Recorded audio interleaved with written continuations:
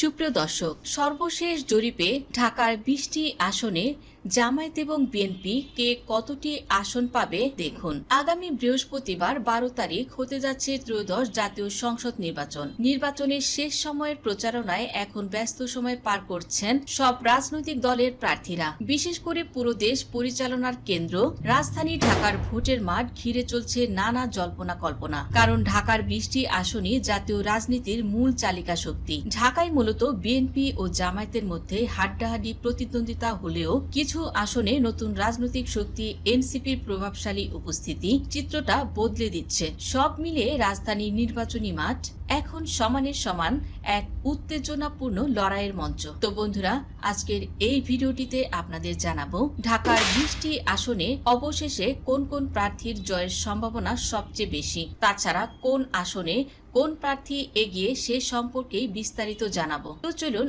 আর কথা না বাড়িয়ে ভিডিওটি শুরু করি। শুরুতেই ঢাকা ১ আসন। দোহার ও নবাবগঞ্জ উপজেলা নিয়ে গঠিত এই আসনটি বরাবরই ভিআইপি আসন হিসেবে পরিচিত। এখানে বিএনপির প্রার্থী ঢাকা জেলা বিএনপির সভাপতি খন্দকার আবু আশফাক। তবে তাকে বিনা চ্যালেঞ্জে ছাড়ছে না জামায়াত। জামায়াত ইসলামী প্রার্থী হিসেবে মাঠে আছেন ব্যারিস্টার মোহাম্মদ নজরুল ইসলাম। দোহার ও নবাবগঞ্জের ভোটের মাঠ এখন শেষ সময়ের প্রচারণায় সরগরম আছে। অভিজ্ঞতার দিক থেকে খন্দকার আবু আশফাক কিছুটা এগিয়ে থাকলেও মোহাম্মদ নজরুল ইসলামের ক্লিন ইমেজ ও জামায়াতের সাইলেন্ট ভোট ব্যাংক বড় ফ্যাক্টর হয়ে উঠতে পারে এই আসনটিতে। জামায়াতের প্রার্থীর জয়ের সম্ভাবনা সবচেয়ে বেশি।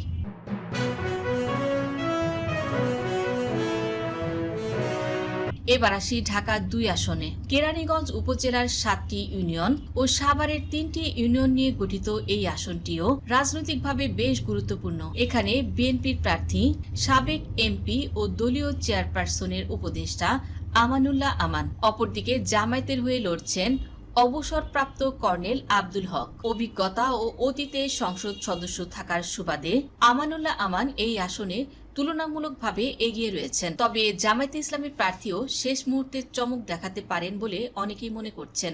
স্থানীয় সূত্রে জানা যায় আসনটিতে বিএনপির প্রার্থীর সমর্থন বেশি। তো আমানুল্লাহ আমান জয়ের সম্ভাবনা সবচেয়ে বেশি রয়েছে।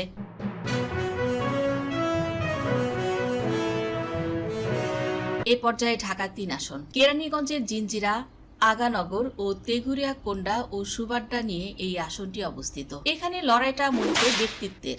বিএনপির স্থায়ী কমিটির সদস্য হেভিওয়েট নেতা গয়েশ্বর চন্দ্র রায়ের শক্ত ঘাঁটি এই ঢাকা ৩ আসন। তার বিপরীতে রয়েছেন ঢাকা জেলার নায়েবে আমির অধ্যক্ষ শাহিনুর ইসলাম। প্রচারণায় জামায়াত প্রার্থী বেশ সরব এবং মাঠ চষে বেড়াচ্ছেন। তো আপাত দৃষ্টিতে এখানে গয়েশ্বর চন্দ্র রায় সুবিধাজনক অবস্থানে থাকলেও শাহিনুর ইসলামের জনসংযোগ তাকে শক্তিশালী প্রতিদ্বন্দ্বী করে তুলেছে। তো দিন শেষে এই আসনটিতে জামায়াতের প্রার্থীর জয়ের সম্ভাবনা বেশি।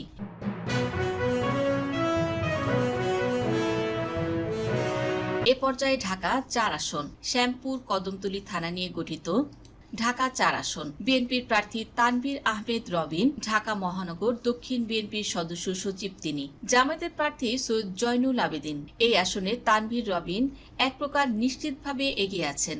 জামায়াতের প্রার্থীর প্রভাব তুলনামূলকভাবে এখানে কিছুটা সীমিত। তো ঢাকা ৪ এই আসনটি থেকে বিএনপির প্রার্থীর জয়ের সম্ভাবনা বেশি। ঢাকা ৫ আসনের চিত্রটা একটু ভিন্ন।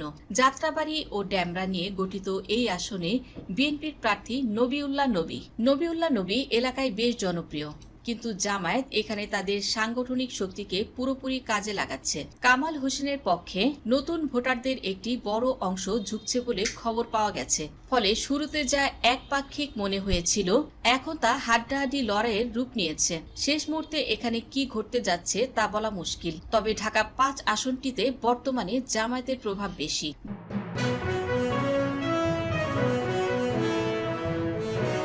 ঢাকা ৬ আসনটি সূত্রাপুর ওয়ারী গ্যান্ডারিয়া নিয়ে এই আসনটি গঠিত। বিএনপির ইঞ্জিনিয়ার ইশরাক হোসেন ও জামায়াতের ডাক্তার আব্দুল মান্নান আসনটি থেকে প্রতিদ্বন্দ্বিতা করছেন। ইশরাক হোসেন প্রচারণায় জনসম্মতিতে এগিয়ে রয়েছেন। তবে এই আসনে জামায়াতের প্রভাবও কম নয়। ইশরাক হোসেন এবং আব্দুল মান্নান দুজনই অত্যন্ত জনপ্রিয় এই আসনটিতে। আগামী ১২ তারিখে সেটি হয়তো ফুটে উঠবে ভোটারদের সিলমারায় কার জনপ্রিয়তা সবচেয়ে বেশি ছিল। তো আসনটিতে ইশরাক হোসেনের জনপ্রিয়তা জামায়াতের প্রার্থীর তুলনায় কিছুটা বেশি।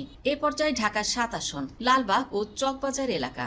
এখানে বিএনপির হতে প্রতিদ্বন্দ্বিতা করছেন হামিদুর রহমান এবং জামায়াতে ইসলামের প্রার্থী হাজী এনায়েতুল্লাহর মধ্যে লড়াইটা হচ্ছে। প্রচার এবং জনসংযোগে জামায়াতের প্রার্থী হাজী এনায়েতুল্লাহ এই আসনটি বিএনপির জন্য বেশ কঠিন করে তুলেছেন। পুরান ঢাকার এই অংশে জামায়াতের একটি নিজস্ব ভোট ব্যাংক দীর্ঘদিন ধরেই সক্রিয়, এজন্য এখানে সবচেয়ে হাই ভোল্টেজ লড়াই হতে যাচ্ছে। তো দিন শেষে এই আসনটিতে জামায়াতের প্রার্থীর জয়ের সম্ভাবনা বেশি দেখা গেছে। এবার আসি ঢাকা 8 আসনে। ঢাকা 8 আসনটি মতিঝিল, পল্টন, রমনা নিয়ে গঠিত। বিএনপির স্থায়ী কমিটির সদস্য মির্জা আব্বাস বনাম জামায়াত সমর্থিত এনসিপি নেতা নাসির উদ্দিন পাটোয়ারি কাগজে কলমে এগিয়ে আছেন মির্জা আব্বাস। তবে তরুণ ও ইসলামপন্থী ভোট একত্র হলে চমক ঘটাতে পারেন নাসির উদ্দিন পাটোয়ারি। ঢাকা 9 আসন সবুজবাগ ও খিলগাঁও এলাকা নিয়ে এই আসনটি অবস্থিত। এখানে লড়াইটা হবে ত্রিমুখী। বিএনপির হয়ে এই আসনে হাবিবুর রশিদ হাবিব, জামায়াতে ইসলামের প্রার্থী এনসিপি জোট প্রার্থী জাবেদ মিয়া এবং স্বতন্ত্র প্রার্থী হয়ে ফুটবল মার্কায় লড়ছেন তাসনিম জারা। তাসনিম জারা সোশ্যাল মিডিয়ায় বেশ জনপ্রিয় এবং তরুণদের মাঝেও তার আলাদা একটি গ্রহণযোগ্যতা তৈরি হয়েছে।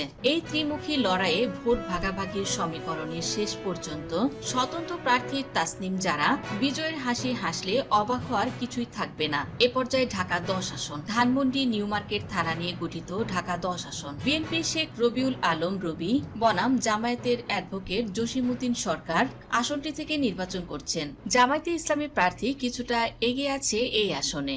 এবার আসি ঢাকা 11 আসনে। বাড্ডা ও রামপুরা এলাকা নিয়ে গঠিত এই আসনটি এবার সারা বাংলাদেশের নজরে। এম এ কায়ুমের বিপরীতে লড়ছেন এনসিপি নেতা এবং জুলাই আন্দোলনের অন্যতম মুখপাত্র নাহিদ ইসলাম। নাহিদ ইসলাম বর্তমানে সময়ের প্রেক্ষাপটে তরুণ সমাজের আইকন। ছাত্র জনতার অভ্যুত্থানের সেনাপতি হিসেবে তার জনপ্রিয়তা এখনো তুঙ্গে। মাঠের জরিপ বলছে বিএনপির চেয়ে এখানে জামায়াতের জোট প্রার্থী নাহিদ ইসলাম অনেকটাই শক্তিশালী। নাহিদ ইসলামই এই আসনে বর্তমানে অনেক বেশি এগিয়ে আছেন। তরুণ ভোটাররা এখানে গেম চেঞ্জার হতে পারে। ঢাকা 12 আসন। ঢাকা 12 আসনটি ঢাকা উত্তর সিটি কর্পোরেশনের 6টি ওয়ার্ড নিয়ে গঠিত।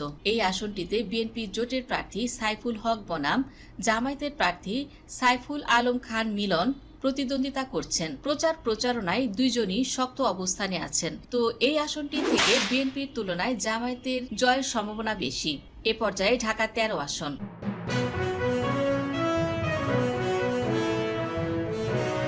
এই আসনে বিএনপির সমর্থন নিয়ে লড়ছেন ববি হাজ্জাজ। যদিও তিনি এনডিএম এর প্রধান, তবুও জোটগত সমীকরণে তার নাম আসছে এবং খেলাফত মজলিসের শীর্ষ নেতা আল্লামা মামুনুল হক হেফাজত ইসলাম এবং ধর্মভিত্তিক দলগুলোর কাছে অত্যন্ত প্রভাবশালী ব্যক্তিত্ব। তো যেহেতু ইসলামপন্থী দলগুলোর সম্মিলিত সমর্থন এবং তার ব্যক্তিগত জনপ্রিয়তা রয়েছে, এই আসনে মামুনুল হক ববি হাজ্জাজের তুলনায় এগিয়ে আছেন বলেই ধারণা করা হচ্ছে। ঢাকা 14 আসন। ঢাকা 14 আসনটি সাভার উপজেলার কাউনিয়া ইউনিয়ন ও বনগাঁও ইউনিয়ন নিয়ে অবস্থিত। বিএনপির সানজিদা ইসলাম তুলি বনাম জামায়াতের ব্যারিস্টার আরমান আসনটি থেকে নির্বাচন করবেন। সোশ্যাল মিডিয়া ও মাঠের তথ্য অনুযায়ী ব্যারিস্টার আরমান এখানে কিছুটা এগিয়ে আছেন শেষ মুহূর্তের নির্বাচনী প্রচারণায়। ঢাকা 15 আসন। মিরপুর ও কাফরুল থানা নিয়ে এই আসনটি গঠিত। বিএনপি শফিকুল ইসলাম মিল্টন বনাম জামায়াতের আমির ডাক্তার শফিকুর রহমান। দলীয় প্রধানের ইমেজ ও জনপ্রিয়তায় ডাক্তার শফিকুর রহমান এখানে এগিয়ে আছেন। ঢাকা 16 আসন।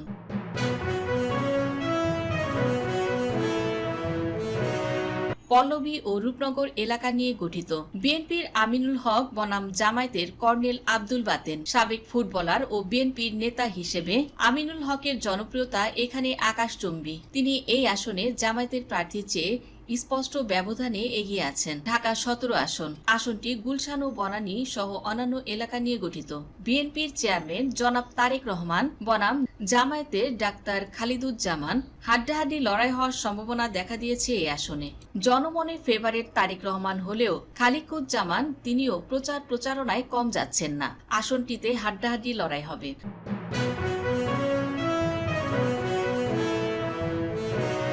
ঢাকা 18 আসন। উত্তরা এলাকা। বিএনপির এস এম জাহাঙ্গীর বনাম এনসিপির আরিফুল ইসলাম। উত্তরার এস এম জাহাঙ্গীর দীর্ঘদিন ধরে বিএনপির সংগঠন গুছিয়েছেন। তার জনসম্পৃক্ততা তাকে জামায়াতের জোট দল এনসিপির প্রার্থীর চেয়ে এগিয়ে রাখছে।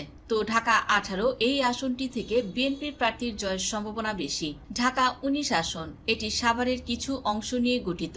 বিএনপির সাবেক দুইবারের এমপি ডাক্তার দেওয়ান মোহাম্মদ সালাউদ্দিন বাবু বনাম জামায়াতের মাওলানা আফজাল হোসাইন, অভিজ্ঞ ও ইমেজে বাবু অনেকটাই এগিয়ে আছেন এই আসনে। সর্বশেষ ঢাকা 20 আসন, ধামরাই এলাকা, বিএনপির তমিজউদ্দিন এবং জামায়াতের মাওলানা কাজী আব্দুর রউফ। ঢাকার শেষ প্রান্তের এই আসনে লড়াই হবে সমানে সমান। দুই দলই এখানে শক্তিশালী, ফলাফল পুরোপুরি অনিশ্চিত। তবে স্থানীয় সূত্রে জানা যায় আসনটিতে বিএনপির প্রার্থী অনেকটাই এগিয়ে আছে। তো বন্ধুরা, এই 20টি আসনের সমীকরণে কোথাও বিএনপি এগিয়ে, আবার কোথাও জামায়াত এগিয়ে। তবে 12 তারিখে ভোটের মাঠেই বোঝা যাবে কার পাল্লা কোথায় ভারী। আপনার আসনের জনপ্রিয়তায় বর্তমানে কে আছে, প্রার্থীর নাম জানতে চাই, কমেন্টের মাধ্যমে জানিয়ে দিন। ভিডিওটি ভালো লাগলে লাইক, কমেন্ট, শেয়ার করুন এবং সাবস্ক্রাইব করুন জেনজি ডেইলি পলিটিক্স। ধন্যবাদ দর্শক সম্পূর্ণ ভিডিওটি দেখার জন্য।